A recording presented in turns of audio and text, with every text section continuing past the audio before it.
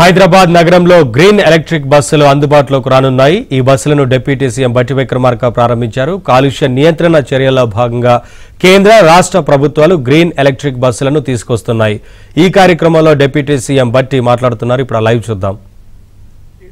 రవాణాని సౌకర్యాలు కల్పిస్తూ ముందు తీసుకుని పోతున్నటువంటి ఆర్టీసీ ఈ తెలంగాణ రాష్ట్రానికి ఒక తలమానికం లాంటిదిగా భావిస్తూ ఆర్టీసీని అమ్మనీయం, ఆర్టీసీ ఆస్తులు అమ్మనీయం, ఆర్టీసీని నష్టాల్లో ఉండనీయం, ఆర్టీసీని ఉరుకులు పరుగులు పెట్టిస్తూ ప్రజలకి సేవ చేసే కార్యక్రమంలో భాగంగా కావాల్సినటువంటి ఆర్థికపరమైన సహాయ సహకారాలు ఎప్పుడూ అందిస్తూనే ఉంటాం.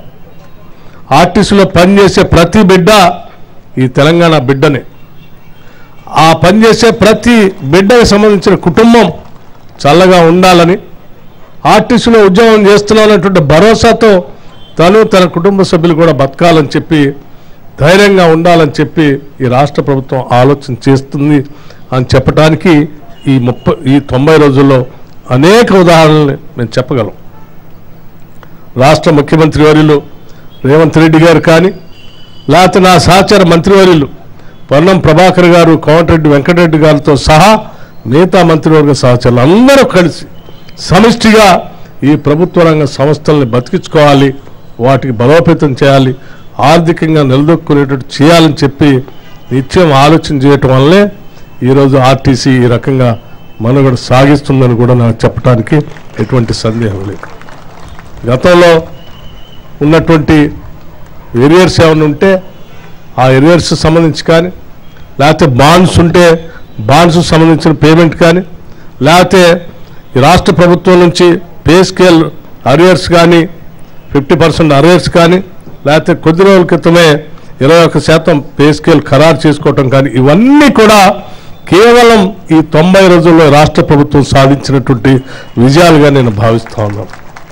ఈరోజు ఆర్టీసీ బస్సుల్లో మహిళలు, మనమందరం మహాలక్ష్మిలాగా గౌరవించేటువంటి మన మహిళలు ఉచితంగా గర్వంగా ఆర్టీసీ బస్సులో ఎక్కి ఈ బస్సు నాది, నా కోసం నా ప్రభుత్వం ఉచితంగా తిరగటానికి నేను గౌరవిస్తూ నా కోసం ఏర్పాటు చేసినటువంటి రవాణా వ్యవస్థ అని చెప్పి తలెత్తుకొని వాళ్ళంతా తిరుగుతూ ఉంటే అంతకంటే ఆనందం ఈ రాష్ట్ర ప్రభుత్వానికి ఇది అవసరం లేదని కూడా మేము చాలా స్పష్టంగా చెప్తా ఉన్నాం. అలా తిరిగేటువంటి ప్రతి మహిళ సంబంధించిన రవాణాకు సంబంధించిన టికెట్ సంబంధించి గతంలో లాగా ప్రభుత్వాలు డబ్బులు చెల్లించకుండా మేము ప్రకటించాం, మీరు నడపండి అని చెప్పి వదిలేయట్లేదు. మేము ఎక్కే ప్రతి మహిళకు సంబంధించిన టికెట్కి సంబంధించి అనాపైసతో సహా లెక్కగట్టి ఆర్టీసీకి రాష్ట్ర ప్రభుత్వం డబ్బులు అనాపైసతో లెక్కగట్టి మీకు ఇస్తూ ఉన్నాం.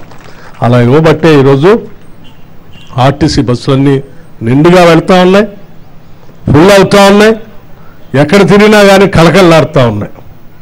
మీరు మహాలక్ష్మిని రవాణా చేయటం వల్ల రాష్ట్రంలో ఉన్నటువంటి మార్కెట్లు కానీ, దేవాలయాలు కానీ, ప్రభుత్వానికి సంబంధించిన స్కూల్స్ కానీ, లేకపోతే మార్కెట్లు అగ్రికల్చర్ మార్కెట్స్ కానీ, కూరగాయల మార్కెట్లు కానీ ఎక్కడ పోవడానికి కూడా మహిళలు పెద్ద ఎత్తున ఈ రవాణా సౌకర్యాన్ని వాడుకుంటున్నారు. చాలా సంతోషం అని చెప్పి మీ అందరికీ నేను సవినయంగా మనవి చేస్తూ ఈ కార్యక్రమం విజయవంతం కావటం కోసం ఒక మంత్రిగా కాకుండా ఇందులో ఒక నిబద్ధతతో ఒక కార్మికుల్లాగా, ఆర్టీసీ కార్మికుల్లాగా నా ఆర్టీసీ బతకాలి, నా కార్మిక సోదరులంతా కూడా తలెత్తుకొని బతకాలి, ఆర్టీసీ సంస్థ లాభాలకు రావాలని చెప్పి రవాణా శాఖ మంత్రి గారు కూడా నిత్యం అంది వచ్చిన ప్రతి అవకాశాన్ని నేను బతికించుకోవటం కోసం ఆయన ప్రయత్నం చేస్తూనే ఉన్నాడు.